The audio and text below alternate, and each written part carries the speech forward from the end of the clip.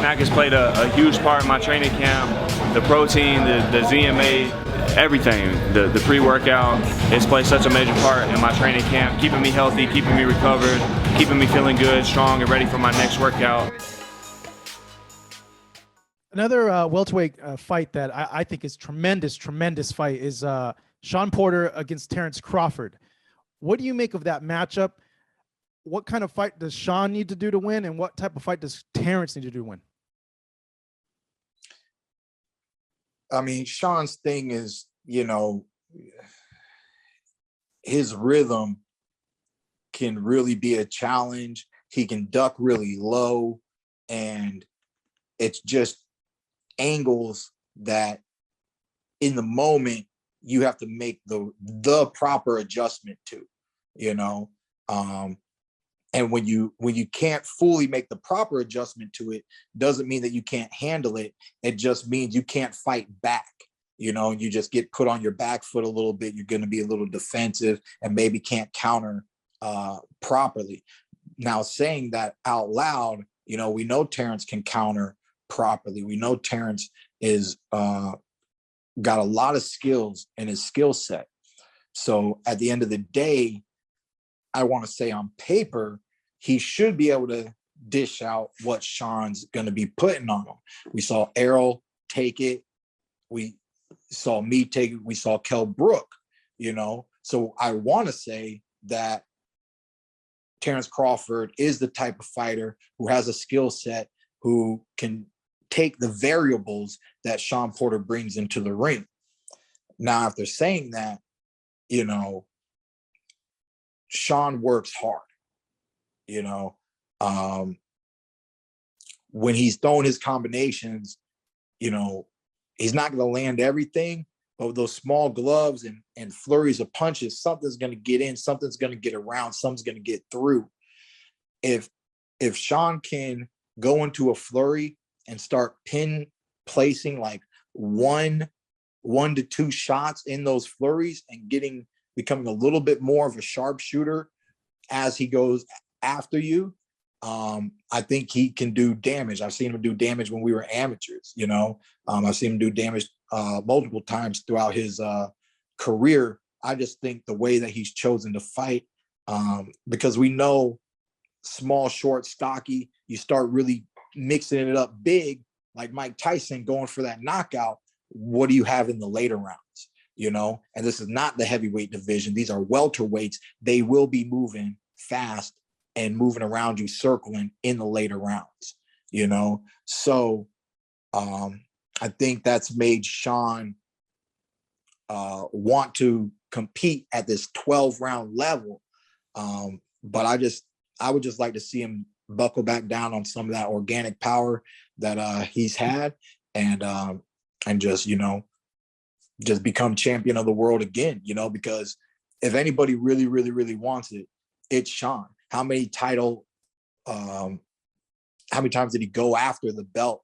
You know, he's gotten a lot of opportunities at 147, and this is another opportunity, and he's fallen short. He fell short against me. He fell short with Kell Brook against Errol Spence. Well, defended against Brook, but with Errol Spence, he defended. Yeah, with Errol Spence, he could have got another belt, you know. So at the end of the day, I know he wants to always elevate himself or be champion again. And, you know, he's the kind of fighter that believes he can beat champions.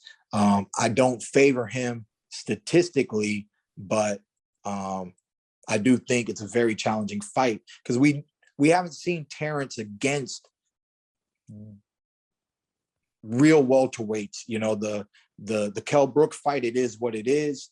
He dominated it. We get that, but you know, it's hard to, when you're a critic, and that means, you know, sometimes you might just be a dang asshole, you know. So if I'm going to critique you, I'm going to say there wasn't enough to fully impress me to give you a legitimate saying that you're the baddest welterweight in the welterweight division.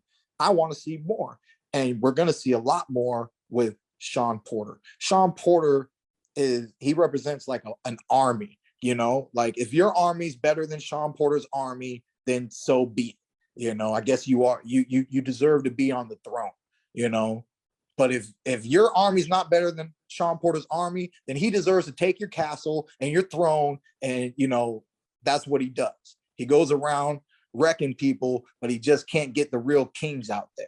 You know, he's falling short of messing with the real guys. At the end of the day, everybody believes that Terence Crawford is that real guy. It doesn't get realer than testing him against Shawn Porter. I mean, he's not too many people lose and then come back fighting the same way, right? They don't come back fighting the same way. That's what people are going to look out. And my fight is Thurman really still Thurman after this loss. It's a psychological thing you can say for athletes. It's a whole bunch of different things, but sometimes they don't perform up to par. Shawn Porter loses, comes right back as Shawn Porter. Loses, he wins, he's Shawn Porter. I mean, to me, he's just one of the most consistently at his level. He just is very consistent. So if you want to be above him, you got to prove that you truly are above a Shawn Porter level. Yeah, I think his activity and his volume is a big asset for him in the fight. But when you look at Crawford, it's like, man, like how do you even prepare for a guy like him? Because he could switch it up on you. He could go to his orthodox game plan and do his things there, or he can go to southpaw. So it's like, how would you even begin to train for a guy like that? You know, he's such a difficult puzzle. Yeah, just do a few rounds with a skilled right-hander, you know, and a few rounds with a skilled southpaw, and I hope that both of them have the ability to counterpunch, you know, and then just watch film, watch the consistencies. What do you see? Does he have a go-to punch in the southpaw position? You know, like, you know, we know Errol, he gets into those body shots. He throws 2 power shots at a time, like boom, boom. He like that left uppercut to the stomach. You know, I never really seen a systematic pattern out of Crawford in that way. I haven't seen enough of Crawford's fights to really dig deep. But from what I have seen, you know, he seems more fluid and just believing in his speed, his countering ability, his jab, and just his overall boxing IQ from both positions, southpaw and right-handed. I just do believe that he hasn't been up against the upper echelon at all times, but, you know, hopefully now,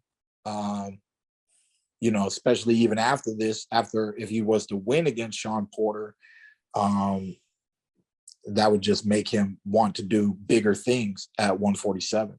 So we'll have to see. Thank you so much for watching this video, and make sure to subscribe for more videos of your favorite fighters over here on Fight Up TV, and give us a follow online as well at Fight Up TV on Twitter and on Instagram. We appreciate it, guys.